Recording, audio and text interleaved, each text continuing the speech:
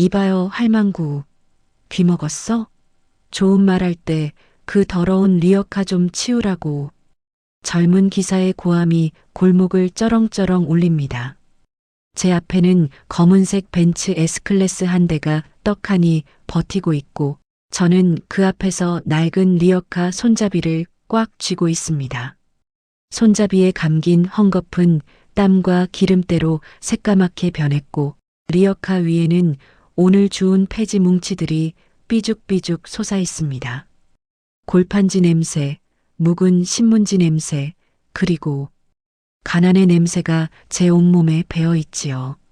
40년 전 같았으면 제 손에 들린 스패너가 무서워서라도 감히 저에게 저런 소리를 못했을 겁니다. 그때 제 손은 금메달리스트의 손이었으니까요. 세계 기능 올림픽에서 대한민국 국기를 가장 높이 올렸던 자동차 정비 분야 세계 챔피언의 손이었으니까요. 사람들은 혀를 찹니다. 쯧쯧, 노인네가 고집은. 아니, 벤츠가 지나가는데 폐지 리어카가 버티고 있으면 어떡해. 하지만 그들은 모릅니다. 제가 지금 고집을 부리는 게 아니라는 걸. 그저 이 리어카의 바퀴 하나가 돌에 걸려서 움직이지 않을 뿐이라는 걸. 그리고 무엇보다 이 냄새나는 폐지 리어카가 저 콧대 높은 벤츠보다 제게는 훨씬 더 무겁고 귀한 속죄의 십자가라는 사실을요. 저는 박순자입니다. 한때는 청와대 만찬에 초대받았던 대한민국 1호 여성 명장이었습니다. 하지만 지금은 부모님의 피눈물이 묻은 이 거리에서 뒤늦은 참회의 폐지를 줍는 죄인입니다. 오늘 이 벤츠 앞에서 제 멈춰버린 인생의 엔진도 다시 걸릴 수 있을까요? 불안정한 공회전 드르륵. 컥! 드르륵. 2024년 12월 28일 토요일 오후 2시 37분.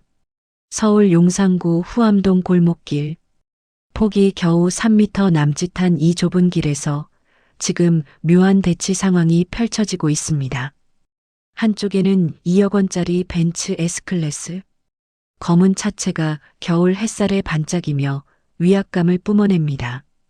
뒷좌석의 선팅 유리 너머로 양복 입은 누군가의 실루엣이 보입니다. 틀림없이 급한 일이 있는 모양입니다. 기사는 계속 경적을 울려댑니다. 빵빵빵. 그리고 다른 한쪽에는 저와 제 리어카가 있습니다.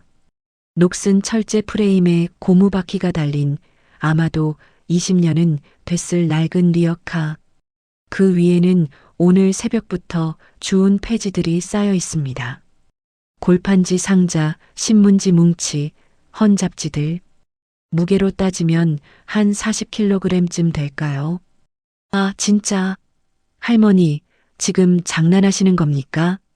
기사가 차에서 내립니다. 검은 양복에 흰 와이셔츠, 반들반들한 구두. 한눈에 봐도 고급 승용차 전속 기사입니다. 30 중반쯤 돼 보이는 그는 넥타이를 풀며 제게 성큼성큼 다가옵니다. 회장님 약속 시간이 3시인데 지금 2시 40분이에요. 여기서 강남까지 가려면 최소 30분은 걸린다고요. 저는 리어카 손잡이를 놓지 않은 채 조용히 고개를 들어 그를 봅니다. 햇빛이 눈부십니다. 제 주름진 얼굴에 빛이 부딪히자 기사는 잠시 표정을 찡그립니다. 아마도 제 얼굴에 깊은 주름살들과 땀띠가 난 목덜미와 칙칙한 회색 털모자가 거슬렸겠지요. 리어카 바퀴가 돌에 걸렸어요. 제가 말합니다. 목소리는 잔잔합니다. 파도가 출렁이지 않는 호수처럼. 걸렸으면 빼면 되잖아요. 아, 진짜. 기사가 짜증 섞인 목소리로 제 리어카 쪽으로 손을 뻗습니다. 하지만 폐지 뭉치에서 나는 먼지 냄새에 코를 찌푸리며 손을 거둡니다. 더럽게. 이런 걸 왜 줍고 다니는 거예요, 할머니? 자식들이 용돈도 안 주나? 그 말에 주변에서 구경하던 사람들이 웅성거립니다. 쯧쯧, 요즘 젊은 사람들 버릇이. 그래도 어르신한테 그렇게까지 말할 건 없지. 근데 할머니도 좀 그렇네. 벤츠가 지나가는데 저는 묵묵히 무릎을 굽힙니다. 관절이 뚝뚝 소리를 냅니다. 70대의 무릎은 이제 쪼그리고 앉는 것조차 고역입니다. 하지만 익숙한 동작입니다. 하루에도 몇십 번씩 반복하는 동작이니까요. 손을 뻗어 리어카 바퀴를 살핍니다. 과연 주먹만 한 돌부리가 바퀴축에 정확히 걸려 있습니다. 잠깐만요. 지금 빼드릴게요. 아이고, 빨리 좀 해주세요.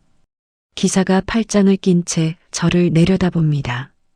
그 시선이 따갑습니다. 경멸과 조급함이 뒤섞인 그 눈빛.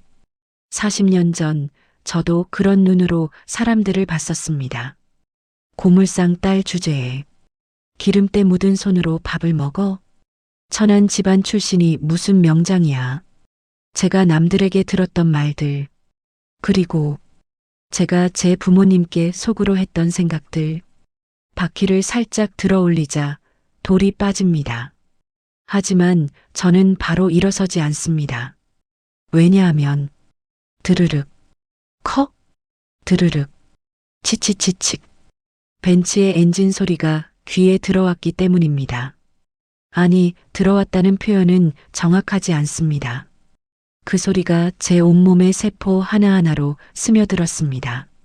마치 오랜 친구의 목소리를 알아듣듯 제 몸이 본능적으로 반응했습니다.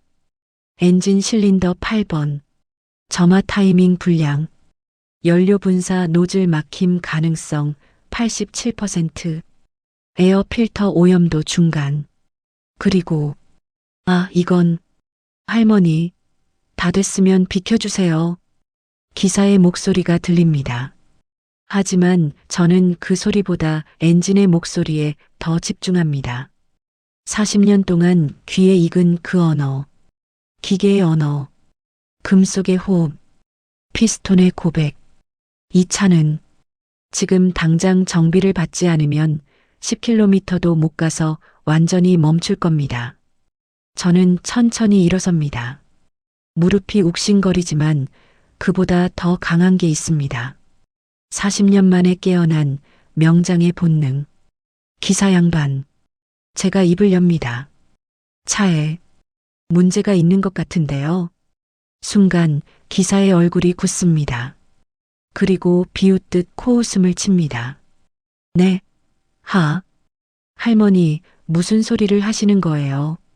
이 차가 얼마짜리인 줄 아세요? 2억이에요, 2억. 한 달에 한 번씩 정식 서비스 센터에서 점검 받는 차라고요.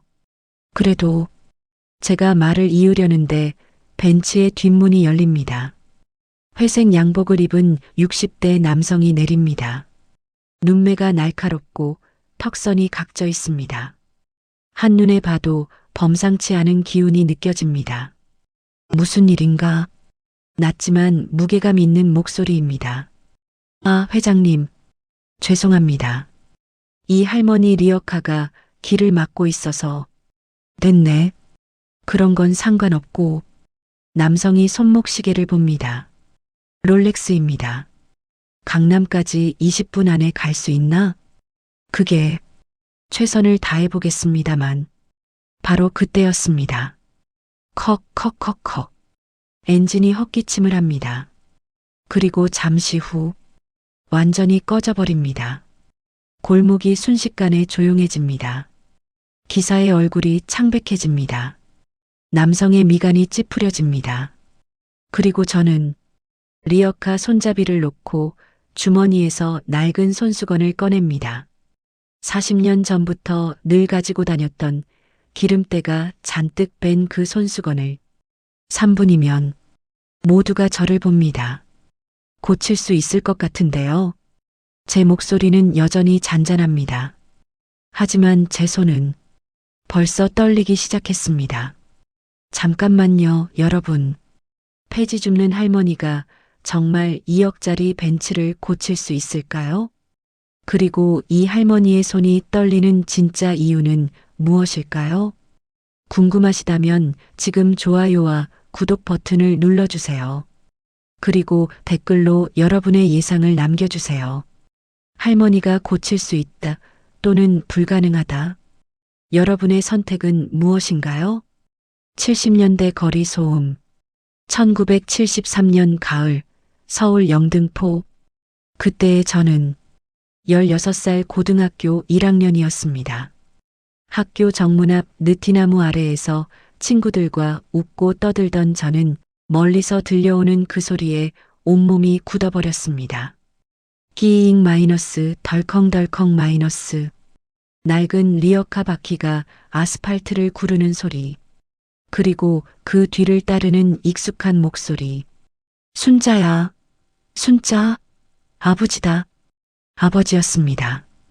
땀에 젖은 러닝셔츠 차림에 고무를 가득 실은 리어카를 끌고 학교 앞까지 찾아오신 겁니다. 손에는 구겨진 비닐봉지 하나. 아마도 점심도 못 드시고 길거리 떡볶이라도 사오신 모양이었습니다. 순자야. 배고플까봐 아버지가. 친구들이 웅성거리기 시작했습니다. 저 아저씨 누구야?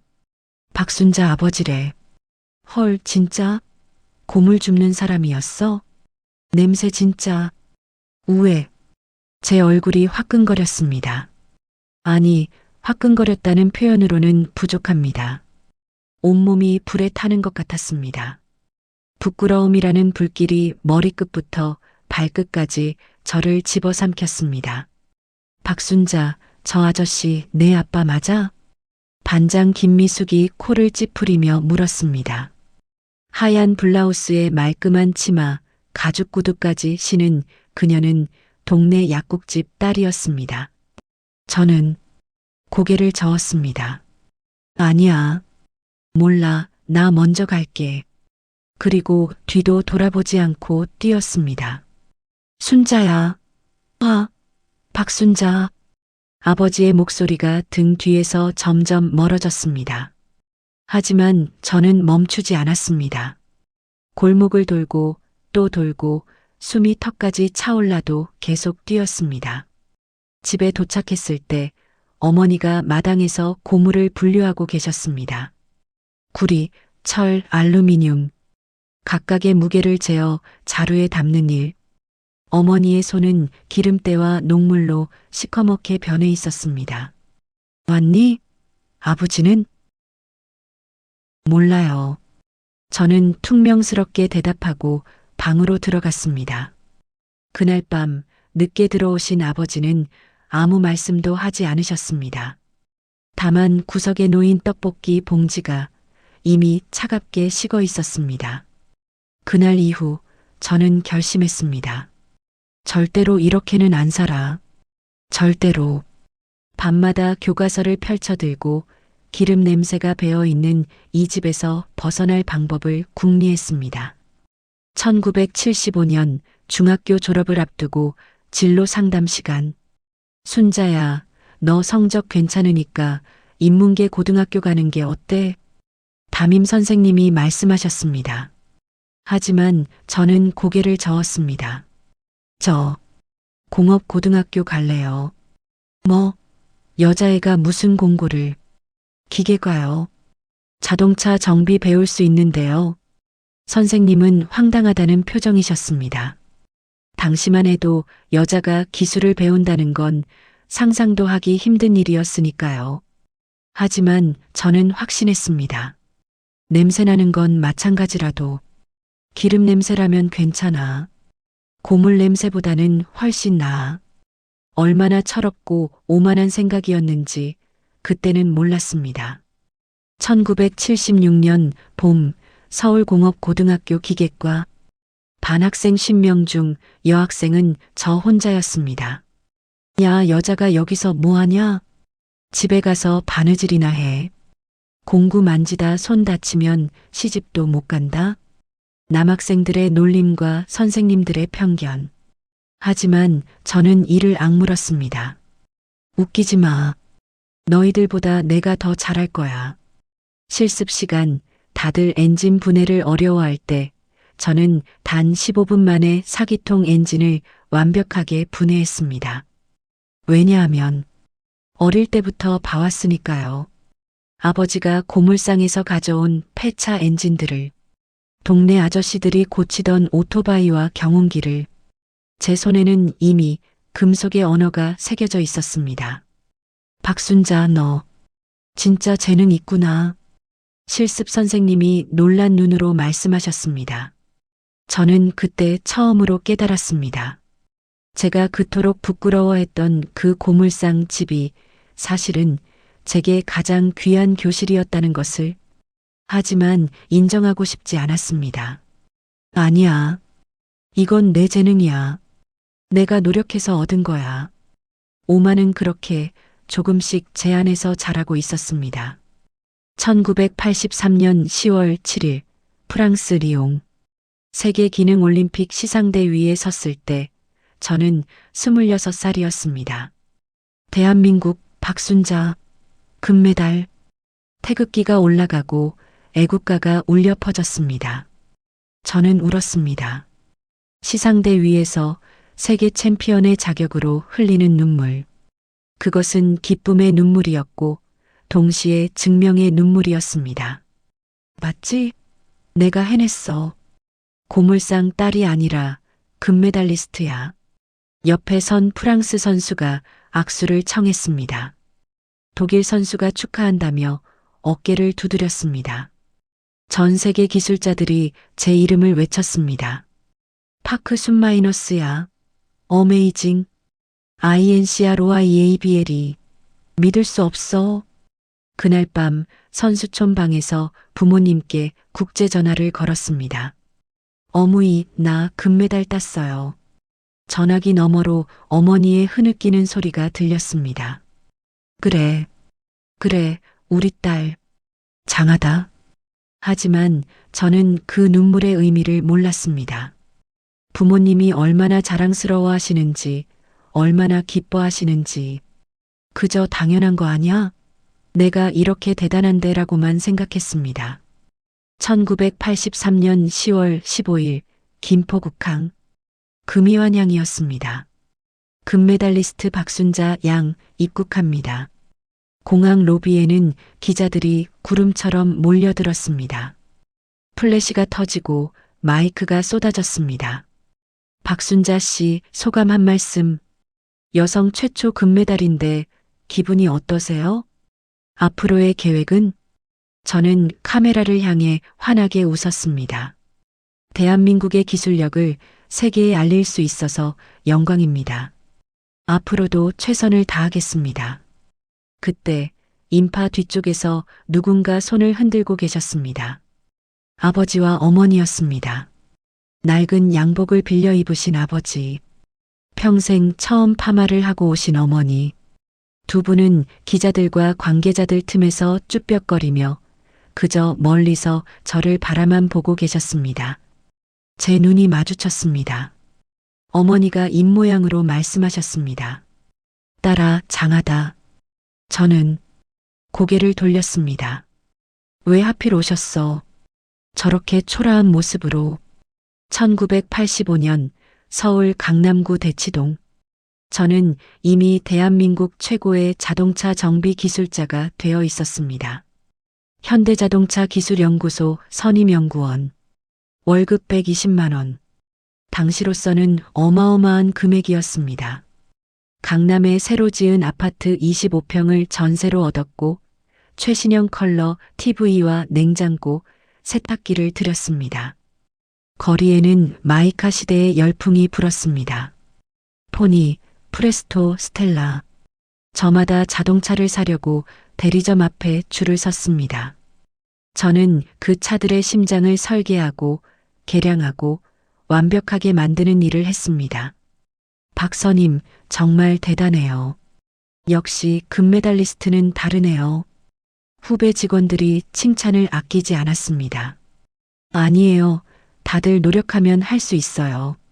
겸손한 척했지만 속으로는 우쭐했습니다. 당연하지.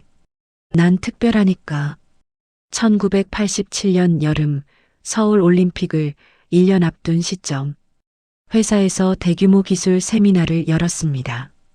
정부 인사, 재벌 회장들, 언론사 기자들까지 참석하는 성대한 행사였습니다. 저는 기조 발표자였습니다. 대한민국 자동차 산업의 미래라는 제목으로 1시간 동안 프레젠테이션을 했습니다. 박수가 쏟아졌습니다. 명함이 날아들었습니다. 행사가 끝나고 리셉션 파티가 열렸습니다. 샴페인 잔을 든 사람들 사이를 누비며 인사를 나누는데 복도 저편에서 익숙한 모습이 보였습니다.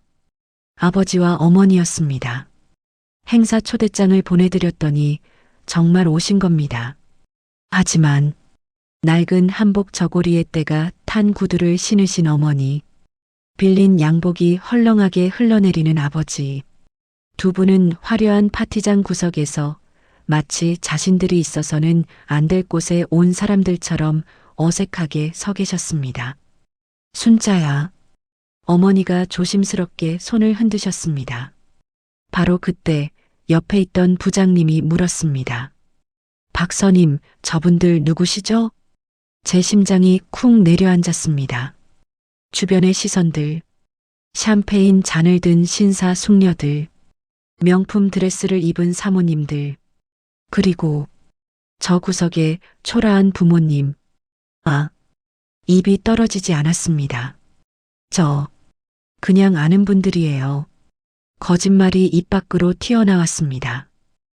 그러세요? 그럼 인사나 하고 오시죠. 아니에요, 괜찮아요. 별로 친하지도 않고. 저는 고개를 돌렸습니다. 그리고 반대편으로 걸어갔습니다. 뒤에서 어머니가 아버지 소매를 잡아당기는 소리가 들렸습니다. 아버지, 우리 그냥 가요. 그래, 가자. 두 분의 뒷모습이 파티장을 빠져나가는 게 보였습니다. 저는 샴페인을 홀짝였습니다. 쓴맛이 입안에 퍼졌지만 그게 샴페인 때문인지 제 마음 때문인지 알 수 없었습니다. 그날 밤 혼자 강남의 아파트로 돌아왔습니다. 거울 앞에 섰습니다. 명품 정장을 입은 제 모습, 금메달리스트, 선임연구원, 성공한 여성. 하지만 거울 속의 제 눈은 공허했습니다. 이게 내가 원하던 거였나? 아니, 그때도 저는 깨닫지 못했습니다. 오만은 아직 절정에 이르지 않았으니까요. 진짜 벌은 이제부터였습니다. 국제통화기금 IMF에 구제금융을 신청했습니다. 외환보유고 바닥. 대한민국 경제 사실상 부도 위기. 1997년 11월 21일 저녁 9시. 저는 제 사무실에서, 아니 정확히는 박순자 프리미엄 오토케어 대표실에서 그 뉴스를 보고 있었습니다. 42평짜리 정비소, 최첨단 장비를 갖춘 튜닝 전문점, 강남 한복판, 월세만 500만 원짜리 건물. 2년 전 은행에서 3억을 대출받아 시작한 제 꿈의 사업장이었습니다. 괜찮아, 괜찮아. 우리 기술력이면 충분히 버틸 수 있어. 저는 스스로를 다독였습니다. 하지만 손에 쥔 커피잔이 부들부들 떨리고 있었습니다. 1997년 12월, 거리는 겨울보다 더 차가웠습니다. 박 대표님, 죄송한데요. 이번 달 정비는 취소하겠습니다. 예약하신 튜닝건 환불 가능할까요? 아니, 지금 차 팔 생각인데 정비를 왜 해요? 예약 취소 전화가 빗발쳤습니다. 단골 고객들이 하나둘 떠나갔습니다. 거리에는 금매 딱지가 붙은 자동차들이 넘쳐났습니다. 사람들은 차를 팔아 당장의 생활비를 마련했습니다. 정비, 튜닝? 그런 건 사치였습니다. 직원들이 제 앞에 섰습니다. 사장님, 월급이 다음 달까지만 기다려줘. 제발 조금만. 하지만 다음 달은 오지 않았습니다. 1998년 2월 14일 발렌타인데이. 은행에서 날아온 건 사랑의 초콜릿이 아니라 대출 상환 독촉장이었습니다. 3개월 연체, 즉시 변제 요구, 불이행 시 담보물 압류 집행. 빨간 글씨가 눈을 찔렀습니다. 저는 사방팔방 뛰어다녔습니다. 은행, 저축은행, 사채업자. 손에 잡히는 건 뭐든지 붙들었습니다. 박서님, 아니 박 사장님이시죠? 안타깝지만 지금 시국에는 담보로 잡을 게 있나요? 아파트? 그거 이미 은행에 잡혀 있잖아요. 이자? 한 달에 10%면 되겠어요? 사채의 굴레. 빚이 빚을 낳는 지옥 같은 나날. 1998년 5월 결국 정비소 셔터에 빨간 딱지가 붙었습니다. 채무불이행, 강제집행. 밤새도록 제 손으로 닦고 관리했던 장비들이 경매로 넘어갔습니다. 최신형 엔진 분석기, 유압 리프트, 수입산 공구 세트. 제가 쌓아 올렸던 모든 것이 하루아침에 무너졌습니다. 후두둑. 1998년 6월 어느 비 오는 밤, 저는 짐 하나 없이 거리에 서 있었습니다. 아파트도 압류당했습니다. 자동차도 빼앗겼습니다. 통장은 텅 비었고 신용카드는 모두 정지됐습니다. 주머니에 남은 돈 23,000원. 비가 옷을 적셨습니다. 명품이라고 자랑하던 그 정장이 이제는 남루한 걸레짝처럼 축 늘어져 있었습니다. 어디로 가지? 발걸음은 저절로 움직였습니다. 지하철을 타고 버스를 갈아타고 또 걷고 어느새 영등포 고물상 골목이었습니다. 30년 만에 돌아온 곳. 제가 그토록 벗어나고 싶었던 그 냄새나는 골목. 찰박. 박신의 고물상. 낡은 간판이 반쯤 떨어져 삐뚤어져 있었습니다. 대문은 잠겨 있었습니다. 녹슨 자물쇠가 빗물을 머금고 있었습니다. 아버지, 어머니, 목소리가 떨렸습니다. 옆집 할머니가 우산을 쓰고 나오셨습니다. 어머, 내가 순자 아니니? 네. 부모님은? 할머니의 얼굴이 어두워졌습니다. 순자야. 내 어머니 작년에 돌아가셨다. 뇌졸중으로. 아버지는 그 전년도에 벌써. 세상이 무너지는 소리가 들렸습니다. 뭐라고요? 연락도 안 했니? 장례식 때 찾아봤는데 내가 IMF로 힘들다고 소식도 못 들었다더구나. 할머니가 한숨을 쉬었습니다. 내 어머니 마지막까지 내 이름만 부르셨어. 우리 순자, 우리 자랑스러운 딸 하시면서 비가 얼굴을 때렸습니다. 아니, 비인지 눈물인지 구분이 가지 않았습니다. 옆집 할머니가 열쇠를 건네주셨습니다. 내 어머니가 혹시 내가 올까봐 그대로 두라고 하셨어. 문을 열었습니다. 먼지 냄새, 습기 냄새, 그리고 부모님의 냄새. 거실 한쪽에는 여전히 곰을 분류하던 저울이 있었습니다.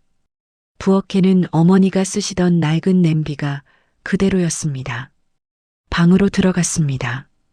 장롱 위에 놓인 낡은 상자. 떨리는 손으로 열었습니다. 안에는 스크랩북이 있었습니다. 우리 자랑스러운 딸 순자, 어머니의 손글씨였습니다. 삐뚤삐뚤하지만 한 글자 한 글자 정성스럽게 쓰신 글씨. 첫 페이지를 넘겼습니다. 신문 스크랩이었습니다. 여성 최초 기능 올림픽 금메달 박순자 양. 청와대 초청 만찬 젊은 기술자들과 함께. 대한민국 기술의 희망 박순자 선임연구원. 노란색 형광펜으로 제 이름 부분만 꼼꼼히 칠해져 있었습니다. 다음 페이지. 제가 보냈던 편지들이 있었습니다. 아니, 편지라기보다는 그냥 돈을 넣어 보낸 봉투들이었습니다. 어머니, 용돈입니다. 순자, 설 명절 보내세요. 순자, 차갑고 짧은 문구들. 사랑도 없고 안부도 없는 그저 의무감으로 보낸 돈. 그리고 마지막 페이지. 통장이 끼워져 있었습니다. 박순자 명의 적금 통장. 떨리는 손으로 펼쳤습니다. 잔액 2,350만 원. 제가 20년 동안 보냈던 돈. 한 푼도 쓰지 않고 고스란히 모아놓으신 거였습니다. 메모지가 하나 붙어 있었습니다. 순자야, 너 힘들 때 쓰렴. 어무이가 모아뒀다. 우리 딸 자랑스럽다. 어무이. 우르르르. 쾅. 저는 그 자리에 무너져 내렸습니다. 어머니, 어머니. 울음이 터져 나왔습니다. 40년 평생 한 번도 제대로 운 적 없던 제가 그날 밤은 울고 또 울었습니다. 죄송해요. 정말 죄송해요. 부모님은 한 번도 저를 원망하지 않으셨습니다. 제가 학교 앞에서 모른 척하고 도망쳤을 때도, 제가 파티장에서 그냥 아는 사람이라고 부인했을 때도, 제가 몇 년씩 찾아뵙지 않았을 때도 그저 신문에 난 제 기사를 스크랩하시며 우리 딸 자랑스럽다 하셨습니다. 내가 잘못했어요. 비는 밤새 내렸습니다. 그리고 저는 그 빗소리 속에서 제 인생 전체를 다시 보았습니다. 금메달도 명예도 돈도 결국 아무것도 아니었습니다. 진짜 금메달은 이 낡은 고물상에 있었습니다. 부모님의 사랑이라는 세상 어떤 금메달보다 찬란한 보물이 1999년 1월 1일 새천년의 첫날, 저는 새벽 4시에 일어났습니다. 부모님의 방에서 발견한 낡은 조끼를 입었습니다. 기름때와 땀이 배어 빨아도 빠지지 않는 그 조끼, 어머니가 입으시던 것. 마당 구석에 있던 리어카를 끌고 나왔습니다. 바퀴가 삐걱거렸습니다. 아버지가 끌으시던 것. 순자야, 뭐하니? 옆집 할머니가 놀란 눈으로 저를 보셨습니다. 폐지, 주우러 갑니다. 미쳤니? 내가 금메달리스트잖아. 명장이잖아. 저는 고개를 저었습니다. 아니에요, 할머니. 저는 그냥 고물상 딸이에요. 부모님이 하시던 일 이제 제가 해야죠. 하지만 괜찮아요. 저는 리어카 손잡이를 꽉 잡았습니다. 차가운 철, 부모님의 손때가 묻은 그 손잡이. 어머니, 아버지, 이제 저도 이 길을 걷겠습니다. 여러분, 혹시 부모님께 사랑한다는 말 언제 마지막으로 하셨나요? 이 이야기가 가슴에 와닿으셨다면 지금 이 순간 부모님께 전화 한 통 드려보시는 건 어떨까요? 그리고 이 영상이 의미 있게 느껴지셨다면 좋아요와 구독으로 더 많은 분들께 이 이야기를 전해주세요. 댓글로 여러분의 부모님께 전하고 싶은 한마디를 남겨주세요. 함께 나누고 싶습니다. 덜컹덜컹. 처음 며칠은 지옥이었습니다. 저 사람 박순자 아니야? 금메달 땄던 사람이 왜 폐지를 주워? 인생 한순간이네. 쯧쯧. 손가락질. 수군거림. 비웃음. 하지만 이번에는 부끄럽지 않았습니다. 이건 제 수치가 아니라 제 속죄였으니까요. 부모님이 평생 받으셨던 그 멸시, 그 천대를 이제 제가 받는 겁니다. 그게 제가 해야 할 참회였습니다. 2000년 봄 삼성자동차 인사팀에서 전화가 왔습니다. 박순자 명장님, 저희 회사에서 기술 고문직을 제안하고 싶습니다. 연봉 8천만 원에.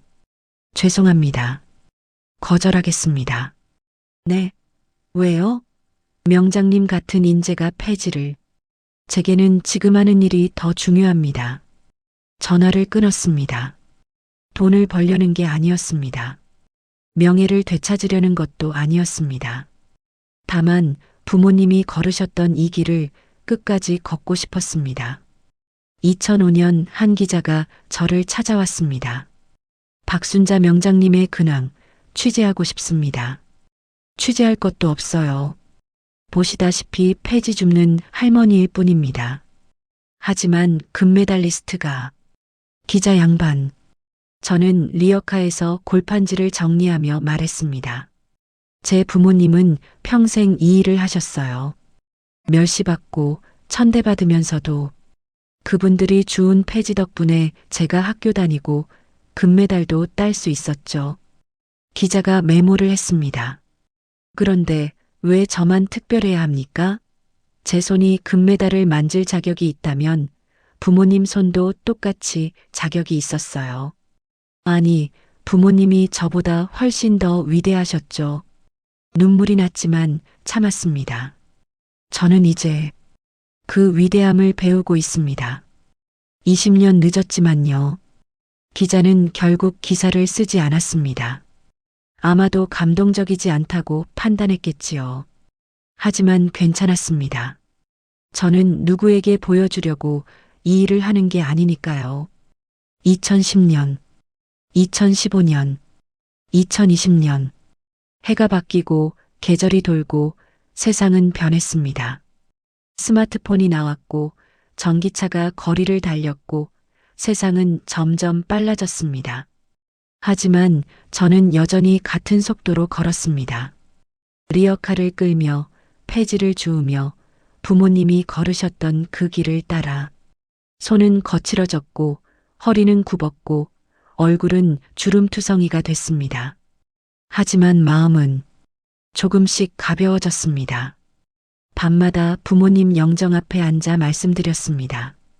어머니, 아버지, 오늘도 폐지 40kg 주었어요. 다리가 좀 아프지만 괜찮아요. 제가 해야 할 일이니까요. 대답은 없었습니다. 하지만 영정 속 부모님은 여전히 환하게 웃고 계셨습니다. 2024년 12월 28일 오늘 24번째 겨울입니다. 저는 여전히 리어카를 끌고 거리를 걷습니다. 사람들은 저를 박씨 할머니라고 부릅니다. 금메달리스트 박순자를 기억하는 사람은 거의 없습니다. 괜찮습니다. 그 이름은 제가 가장 오만했을 때의 이름이니까요. 지금의 저는 그저 고물상 집딸 박순자입니다. 부모님의 사랑을 너무 늦게 깨달은 불효자 박순자입니다.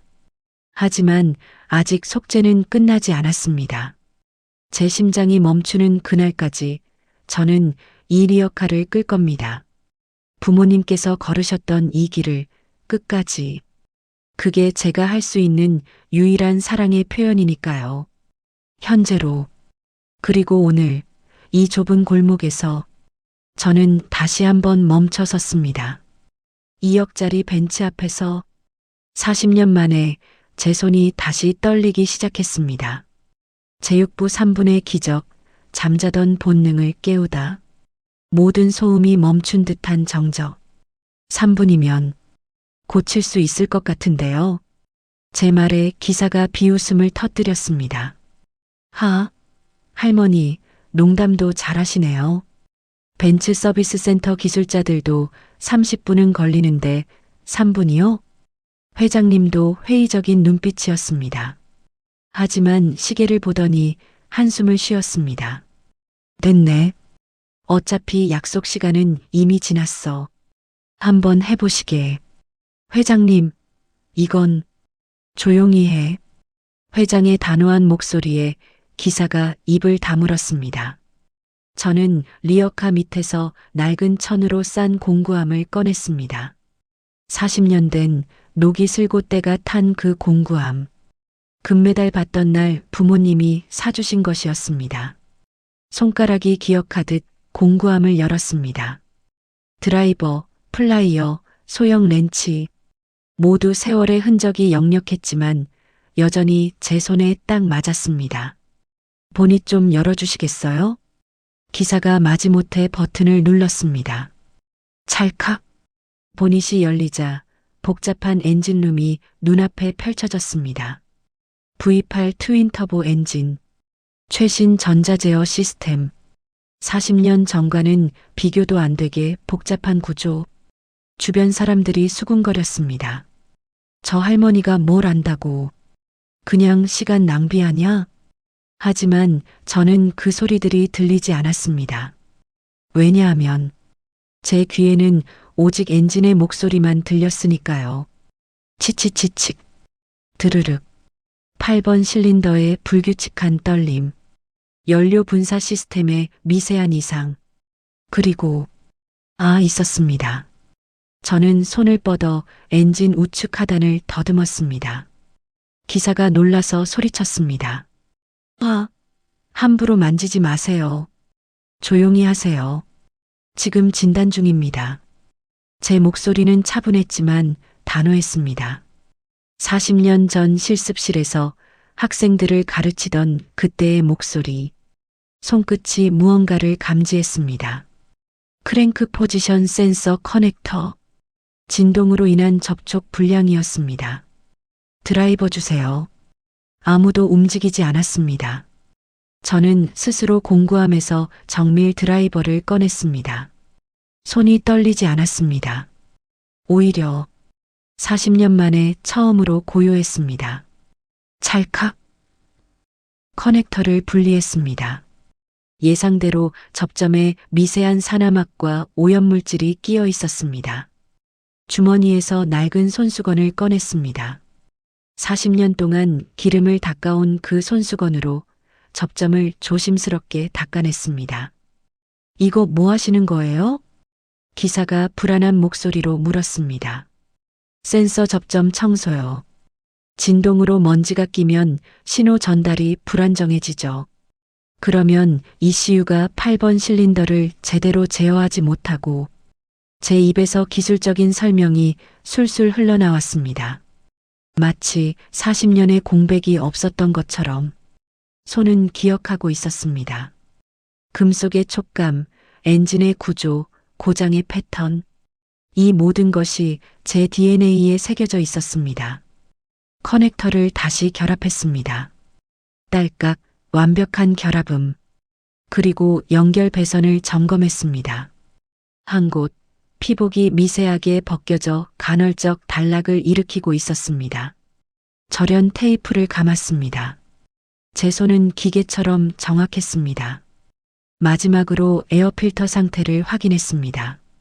역시 오염도가 심했습니다. 탁탁 먼지를 털어냈습니다. 시계를 봤습니다.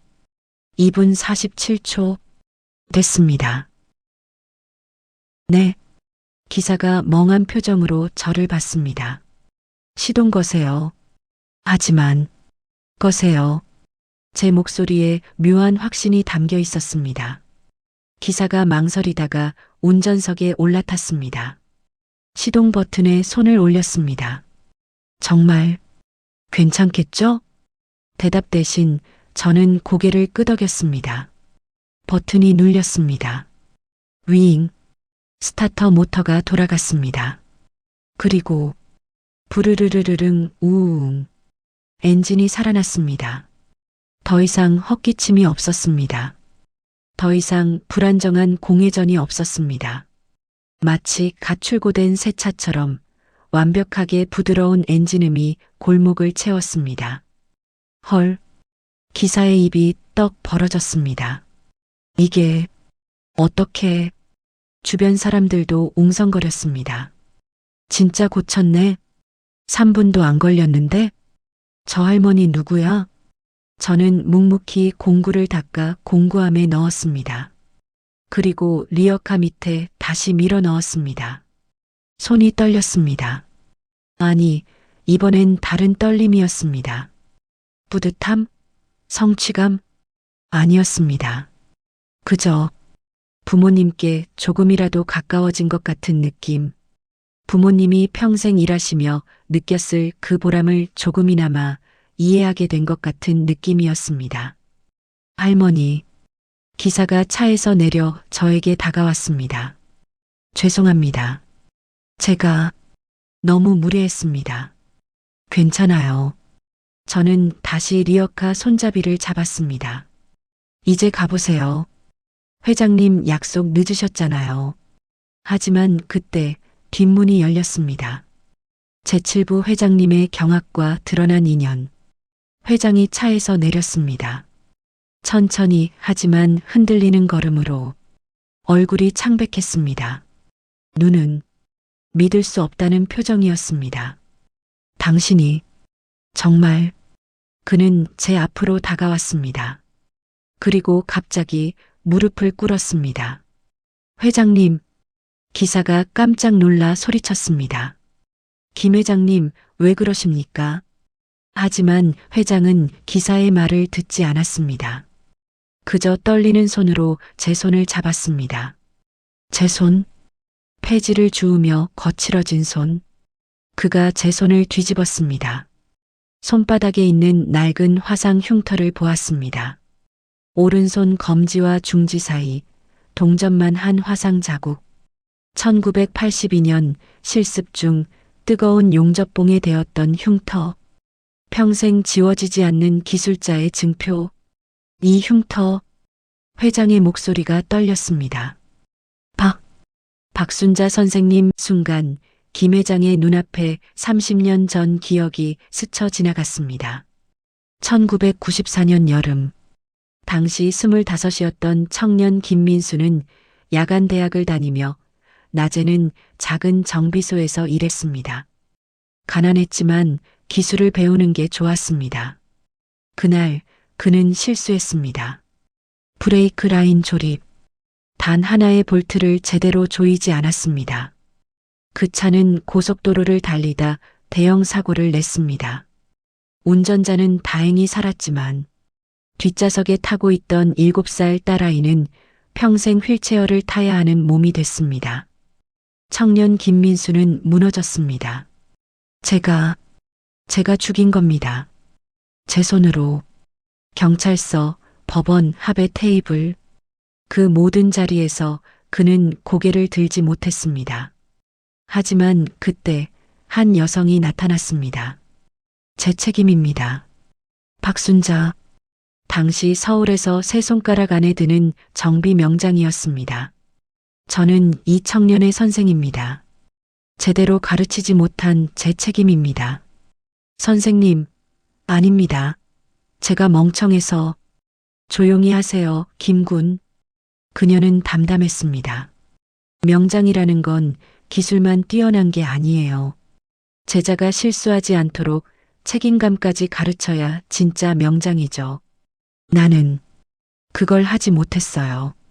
그녀는 모든 책임을 졌습니다. 당시 거액이었던 3억 원의 합의금, 그녀의 집, 정비소, 모든 것을 팔아서 마련했습니다. 그리고 업계를 떠났습니다. 마지막 날 그녀는 청년 김민수에게 말했습니다. 김군, 당신은 여기서 다시 시작하세요. 그리고 절대 같은 실수를 반복하지 마세요. 당신이 성공하는 게 저한테 갚는 거예요. 선생님은 어디로? 나는 내가 해야 할 일이 있어요. 그날 이후 박순자는 사라졌습니다. 30년 동안 김민수는 그녀를 찾았습니다. 하지만 어디에도 없었습니다. 그리고 지금 효과음 현재로 돌아오는 전환음. 김 회장의 눈에서 눈물이 흘러내렸습니다. 선생님이시군요. 정말.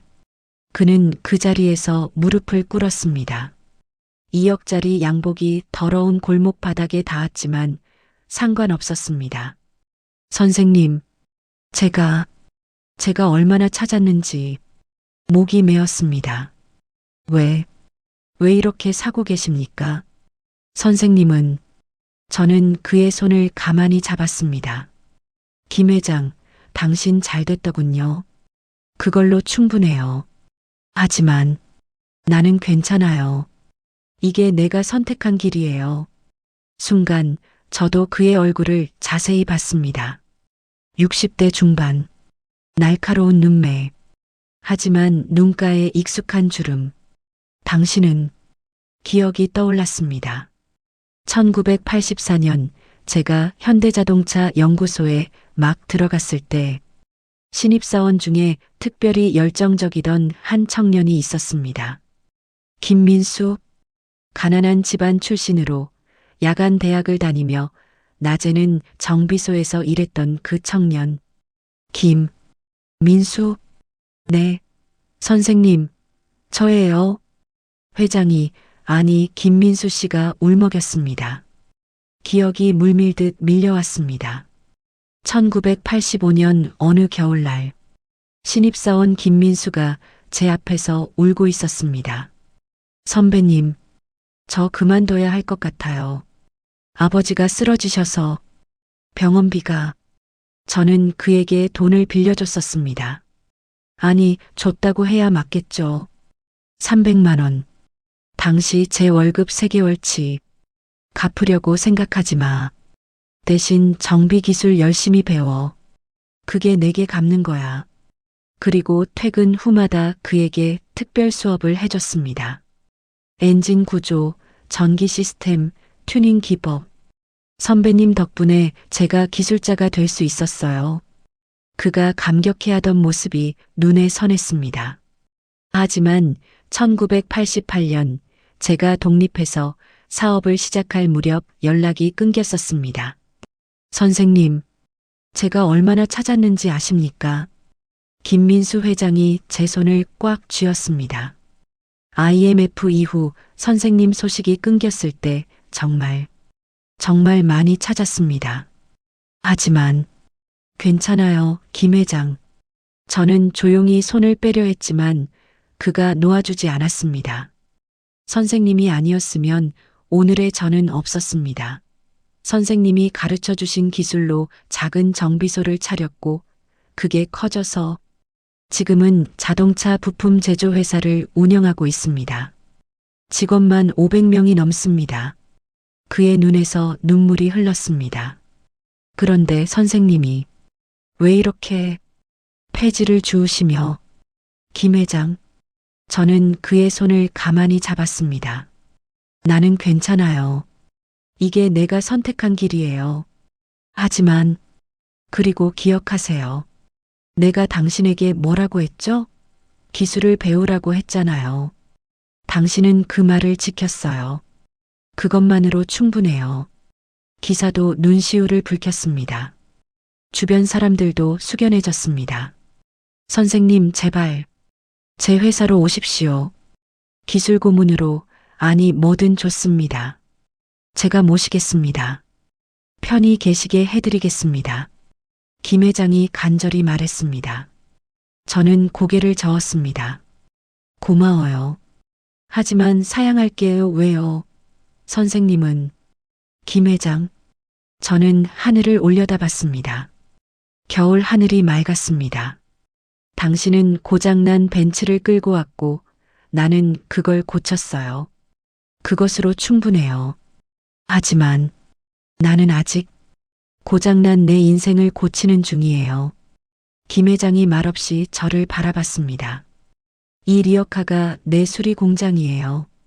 폐지 하나하나가 내가 고쳐야 할 부품이고요. 다 고칠 때까지는 아직 갈 수가 없어요. 김 회장은 한참을 말없이 서 있었습니다. 그러더니 주머니에서 명함을 꺼냈습니다. 알겠습니다, 선생님. 선생님의 뜻을 존중하겠습니다. 김 회장이 주머니에서 수표책을 꺼냈습니다. 그럼 이것만이라도 선생님께서 쓰실 필요 없어요. 제가 손을 저었습니다. 김 회장, 난 지금 돈이 필요해서 폐지를 줍는 게 아니에요. 그럼 속죄예요. 내 오만함에 대한, 내 무책임함에 대한 속죄. 이 리어카가 나한테는 벤츠보다 훨씬 무거운 십자가거든요. 저는 리어카 손잡이를 다시 잡았습니다. 김 회장이 깊게 고개를 숙였습니다. 그리고 기사 쪽으로 돌아섰습니다. 자네. 예, 회장님. 기사가 벌벌 떨었습니다. 오늘 일 잊지 말게. 사람을 외모로 판단하지 말라는 것. 그리고 김 회장이 저를 돌아봤습니다. 진짜 귀한 건 눈에 보이지 않는다는 것. 알겠나? 죄송합니다. 기사가 제게 90도로 허리를 숙였습니다. 할머니, 아니 선생님, 정말 죄송했습니다. 괜찮아요. 저는 고개를 끄덕였습니다. 당신도 누군가의 소중한 아들일 테니 앞으로는 사람을 함부로 대하지 마세요. 감사합니다. 저는 리어카를 끌기 시작했습니다.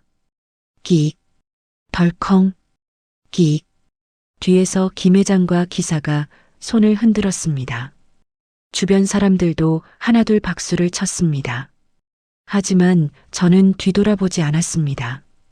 앞만 보고 걸었습니다. 석양이 서울 하늘을 붉게 물들이고 있었습니다. 리어카 위의 폐지들이 노을빛을 받아 황금색으로 빛났습니다. 어머니, 아버지, 오늘도 좋은 일이 있었어요. 바람이 볼을 스쳤습니다. 옛날 제자를 만났어요. 잘 컸더라고요. 당신들이 보셨다면 기뻐하셨을 거예요. 발걸음을 멈췄습니다.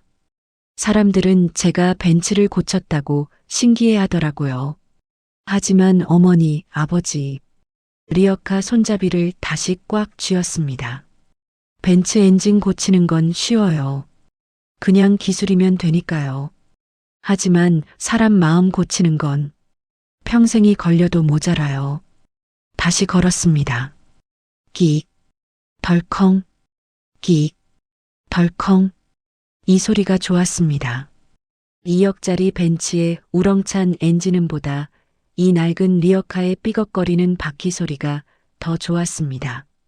왜냐하면 이 소리는 부모님의 소리니까요.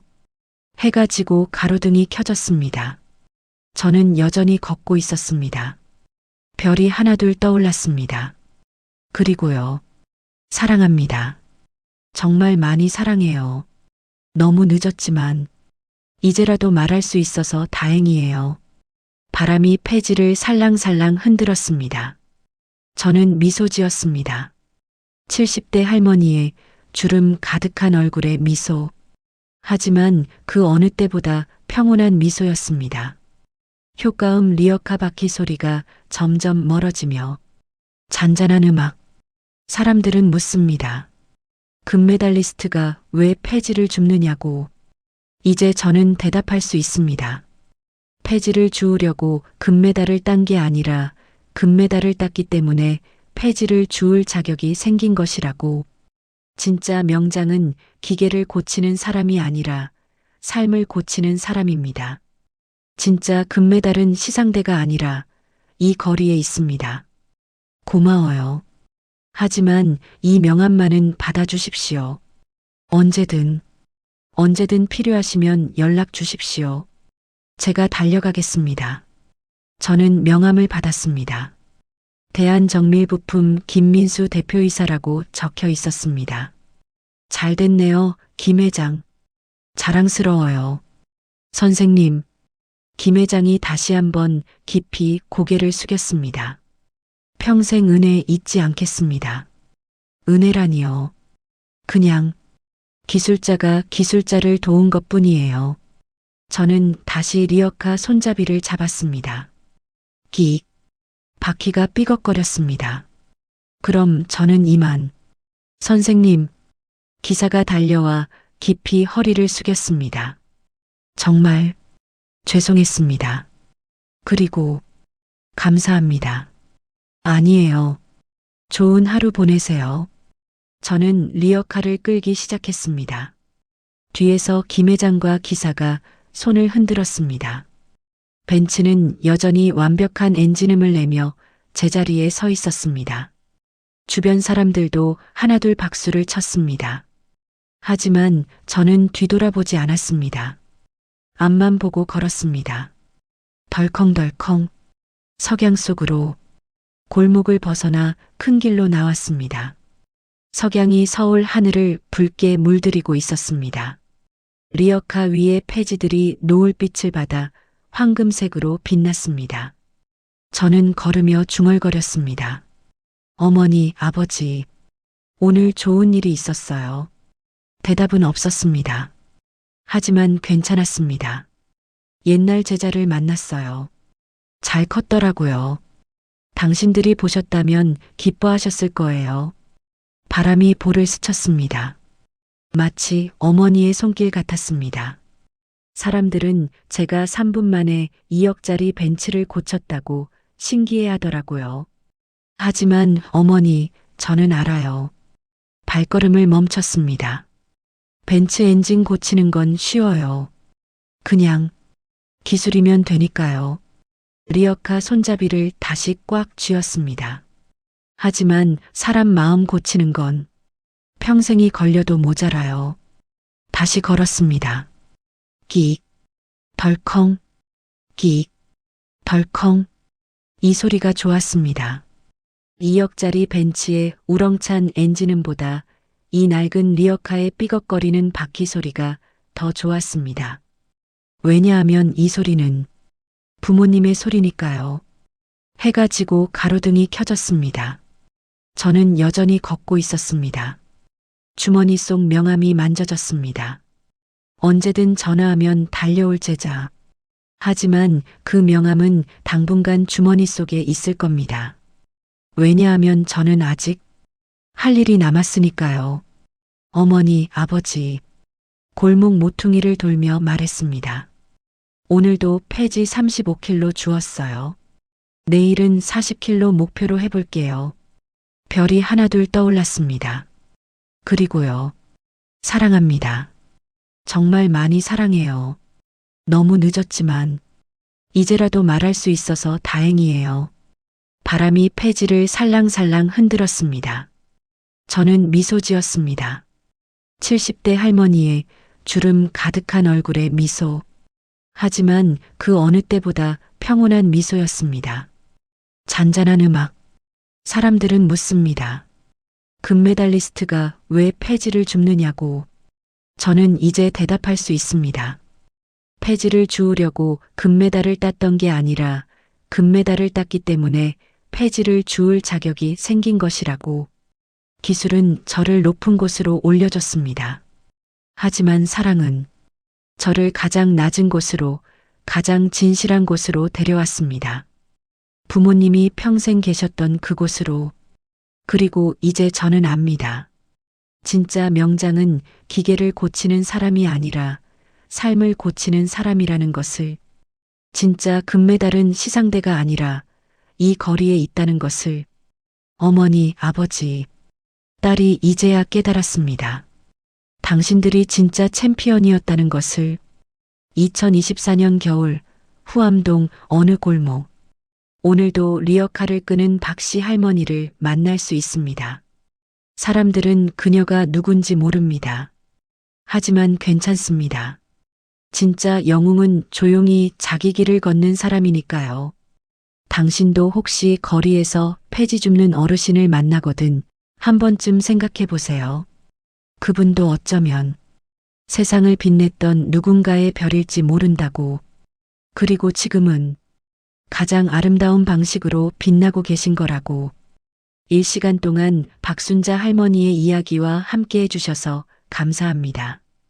이 이야기가 여러분의 마음에 작은 울림이 되었다면 좋아요와 구독으로 응원해주세요. 그리고 댓글로 알려주세요. 가장 기억에 남는 장면은 무엇이었나요? 여러분도 뒤늦게 깨달은 소중한 것이 있으신가요?